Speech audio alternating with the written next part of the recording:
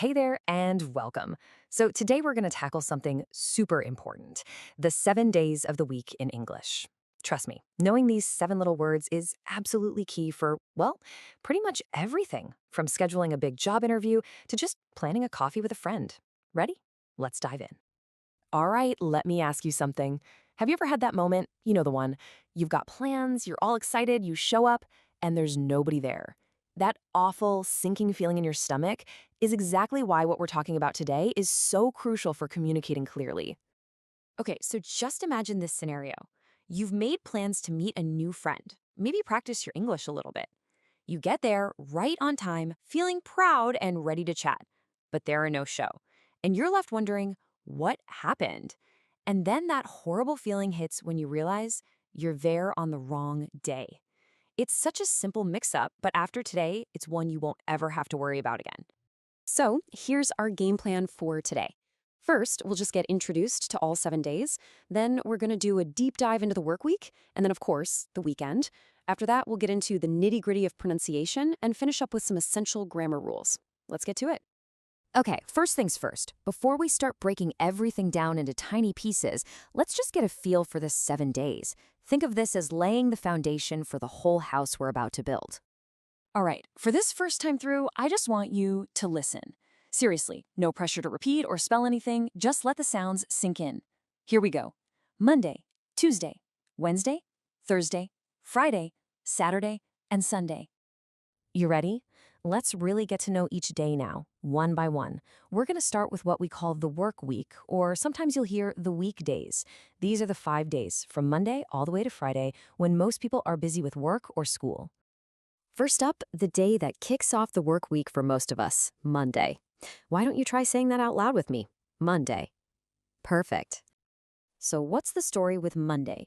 Well, it's a pretty cool one. Its name comes from Old English, and it literally means the moon's day. When you see it written down, the abbreviation is just mon with a period, and we say it like this: Monday. You might also hear people in movies or at work talk about having a case of the Mondays. This is a super common phrase that just means you're feeling a little bit grumpy or tired because the weekend is over and a long week is just getting started.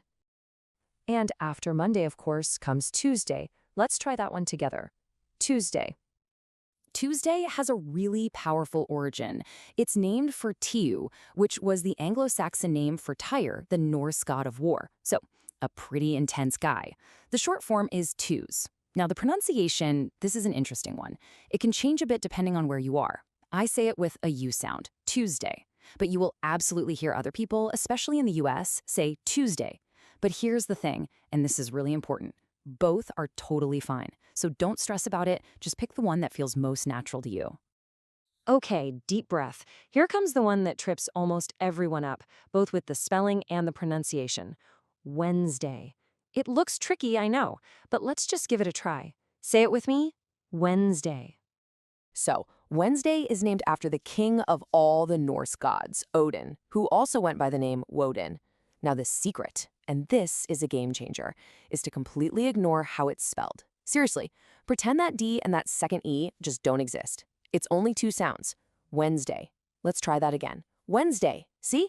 Easy. You'll also hear Wednesday called hump day. It's like you're climbing a hill all week, and Wednesday is the very top, the hump. And once you get over it, it's all downhill to the weekend. So we've made it over the hump, and we've arrived at Thursday. This one's got a nice, strong sound to it, doesn't it? Let's say it. Thursday. If you're a fan of any of those big superhero movies, you probably already know this one. Thursday is literally Thor's Day, named after the super famous Norse god of thunder. The pronunciation is Thursday. And in modern life, you'll see people all over social media using the hashtag #ThrowbackThursday. It's just a fun excuse to post old, nostalgic photos of yourself from the past. And at last, the one we've all been waiting for, right? It's Friday. Go ahead, say it with a little excitement in your voice. Friday! Friday gets its lovely name from Frigg, the powerful Norse goddess of love and beauty. It's pretty simple to say, Friday. You've probably also heard about the superstition around Friday the 13th. In some cultures, if the 13th day of any month happens to be a Friday, some people believe it's a day of bad luck. Woo! We made it through the work week. Now for the best part. the weekend.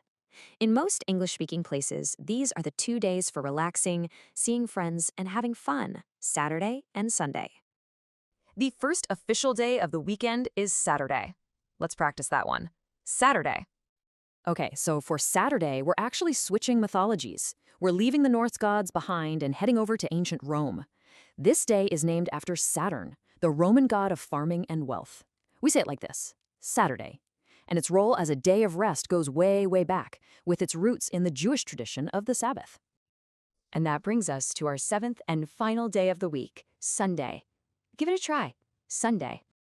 Just like Monday was the moon's day, Sunday is nice and easy. It's the sun's day. It's pronounced Sunday. Now, here is a super, super important tip because this can get confusing.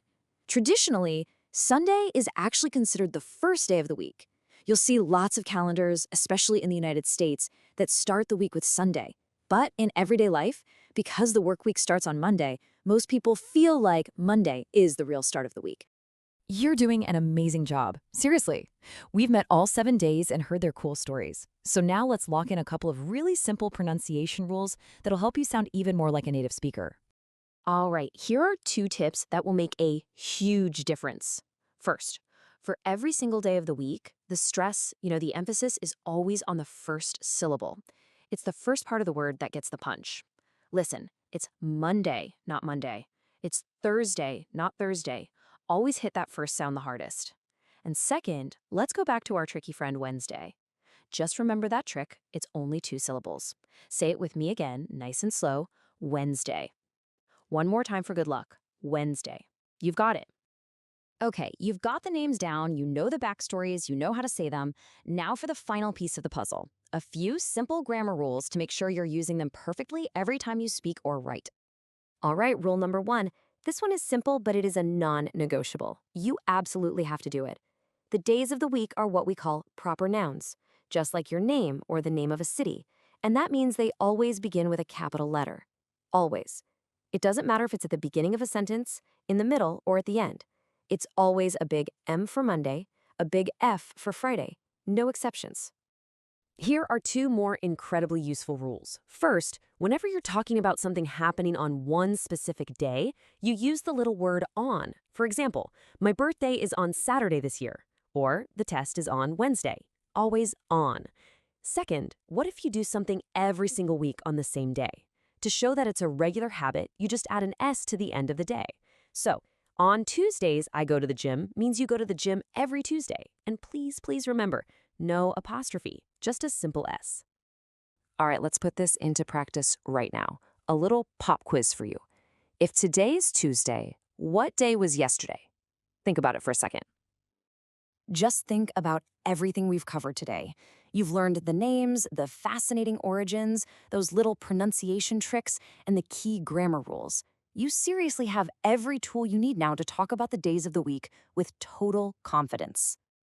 And I'm going to leave you with a final little challenge. When you get a chance later, pause here and try to unscramble these words. You can totally do this. The best way to really make all this new knowledge stick is to start using it. Every time you make a plan, say the day out loud. Every time you look at a calendar, name the days you see. Practice is everything. And believe me, you are well on your way. You are doing great. Don't stop. Subscribe and watch the next video.